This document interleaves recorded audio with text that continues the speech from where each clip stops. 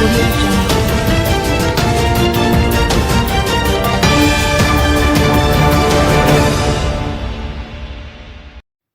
2 men charged with murder after St. Andrew shooting. 2 men have been charged with murder and multiple firearm-related offenses arising from a shooting in Golden Spring Square, St. Andrew on August 12. The incident resulted in the death of 50-year-old Christopher Youth Mackenzie, a vendor from Mount Pleasant District in the parish.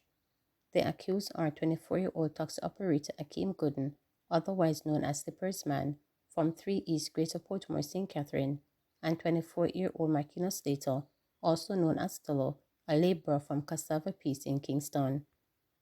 According to reports from the Stony Hill Police, the incident occurred around 12:12 a.m. when Mackenzie was at his stall. He was reportedly ambushed by 2 gunmen traveling in a Toyota Vaxi motor vehicle. One of the men opened fire on Mackenzie, striking him multiple times. As the gunmen attempted to flee the scene, they were intercepted by a police patrol team in the area.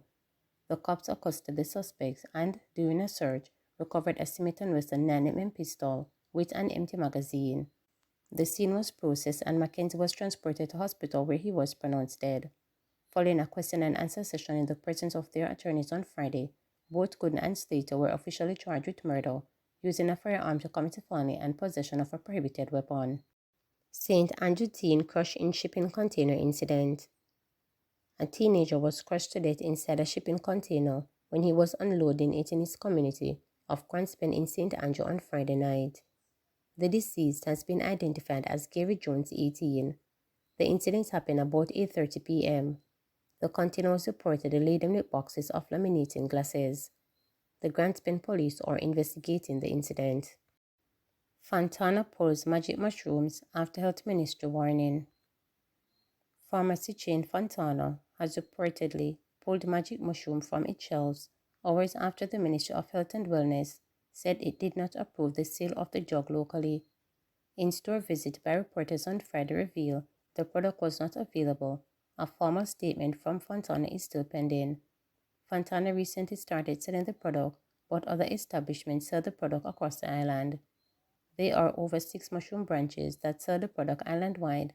The products are generally restricted by age and required ID and in-store approval. The ministry in a release on Friday night stated, emphatically, that it has not approved the mushroom product for use in the Jamaican market.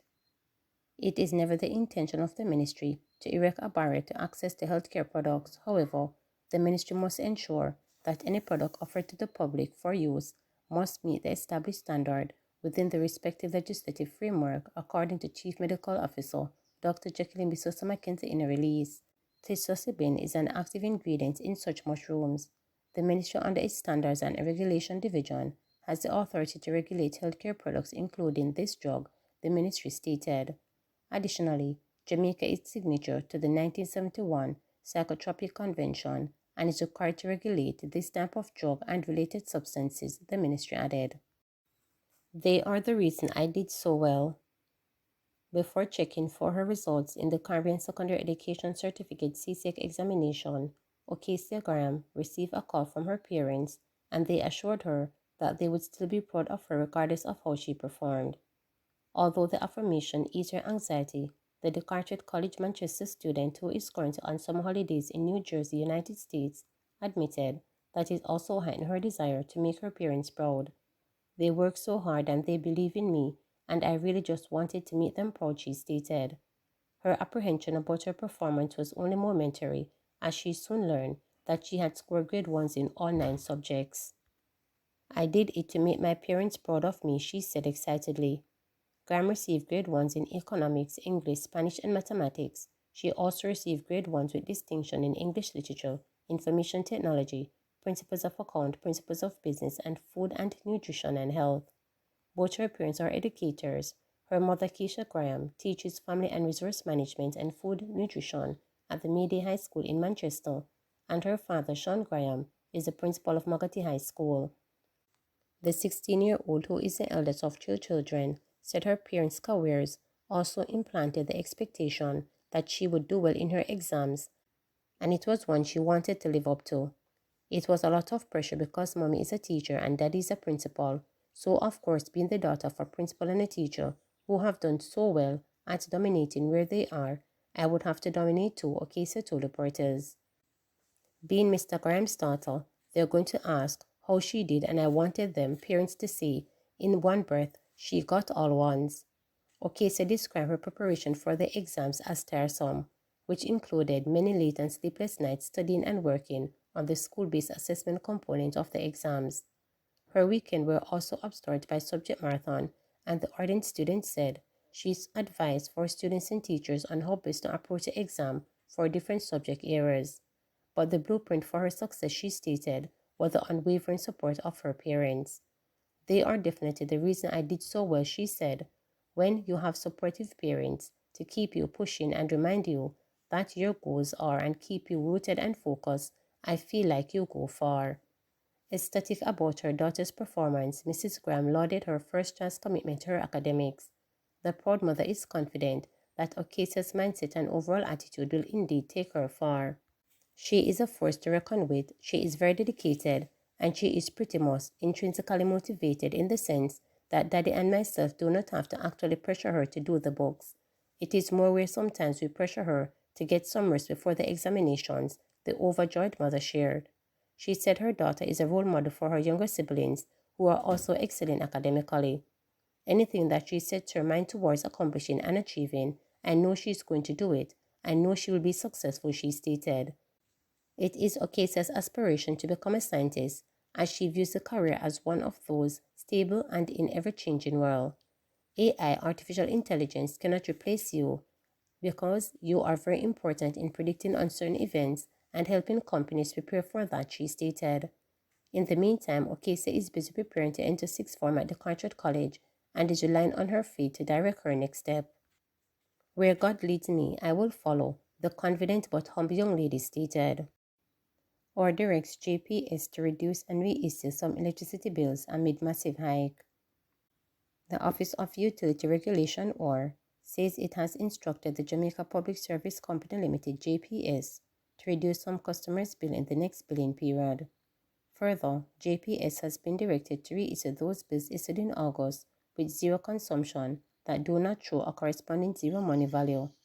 The scale and extensiveness of the JPS bill increase for August came to the OR's attention after the utility began to dispatch the bills and customers started to complain about the high electricity charges.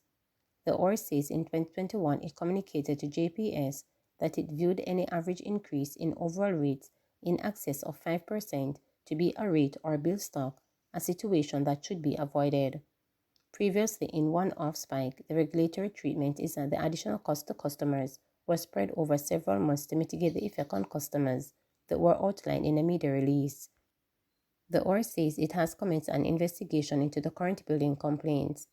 It says the investigation will include, but not be limited to, an examination into the dispatch of generating plants during the period, any applicable system operating constraint, generation and transition encountered in the generation patch process during system operation in 2024 July, the basis for the substitution of ADO for natural gas, the effect of the government tax waiver on ADO pricing, and the mechanism to minimize the rate hikes in one-off situations. The OR anticipate that it will wrap up its investigation promptly and will engage with JPS to agree on the treatment of any verifiable increases that are appropriate. Once the relevant information has been received from the JPS and analyzed, the OR will determine what, if any, remedies are necessary. Pending the outcome of its investigation, the OR says it has written to JPS, explaining that within the context of the current hike in electricity bills, how it will execute it, and given OR's responsibility to approve non-fuel and fuel rates as stipulated in Schedule 3 of the JPS Electricity License 2016. It finds it necessary to direct the power company to reduce customer bill in September by the difference in JPS fuel cost in July over June. Additionally, the August bill with zero consumption that do not show a corresponding zero money value should be reissued. Customers whose July to August JPS bill were higher than 5% on their May to June bill should first complain to JPS, ensuring that you provide all relevant details at the current and period billed. Also, if the complaint is made via the JPS call center, ensure you get a reference number. Contact the OR immediately if you are not satisfied JPS response, you are told to pay the bill or the service will be disconnected. You receive no response from JPS within 30 working days. Remember to subscribe, like, share, and click the notification bell for daily updates.